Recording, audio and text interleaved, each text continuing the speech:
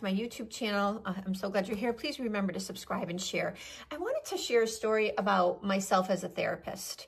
So when I used to see couples, and I hear this a lot from colleagues in the field, this idea that when couples come in, they might have some indicators that there's inequity in the relationship, but they don't always call them out because there is a belief system that we have to help people come together in relationship.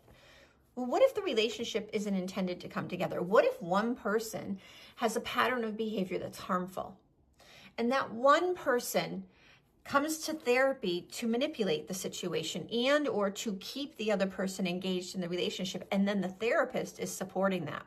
Hugely problematic. And I can tell you I see this a lot with people working in the field who have the best of intentions to help a couple come together, to help a partnership come together, to help with co-parenting, when actually that will never occur, right? And so it gives false hope.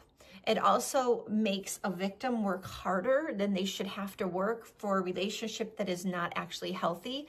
And it gives power. Here's the most important thing. It empowers, it emboldens an abuser. An abuser is able to manipulate the situation and keep the victim engaged longer than they would stay engaged if they just had someone. And I always say this, like if you're the therapist who tells your client, you're the therapist who tells them, listen, I'm worried. This seems abusive. I am seeing a pattern of behavior where there's inequity. One person has power over the other person. I'm concerned. And you're the person who tells them that, and they never come back to see you again because they're angry or because they're afraid, right? Or the abuser tells them that you're a horrible therapist, whatever it is, that you are the first person, you are the person who told them the truth. And I can tell you, I personally went back to that many times. I stopped seeing a therapist who told me the truth because my abuser threatened that therapist, and I was embarrassed and also didn't want to end the relationship. But I always went back to what that one person, Gretchen, told me. And she told me this is abuse. And that became a thread for me to follow along. So if you're listening to this and you're a therapist, know that I have a Coercive Control Professionals training. It's 12 CEs. It's soup to nuts, everything coercive control, and how do we handle these situations and relationship dynamics.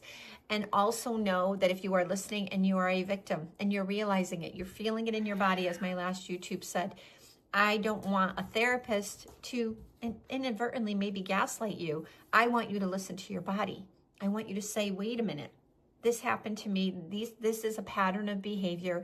The therapist is trying to help us come together. I hired them for couples therapy or co-parenting therapy. It's problematic. So I hope that's helpful, everyone, and I hope you have a great day. Please remember to subscribe. Remember, I'm all things coercive control. Have a great day.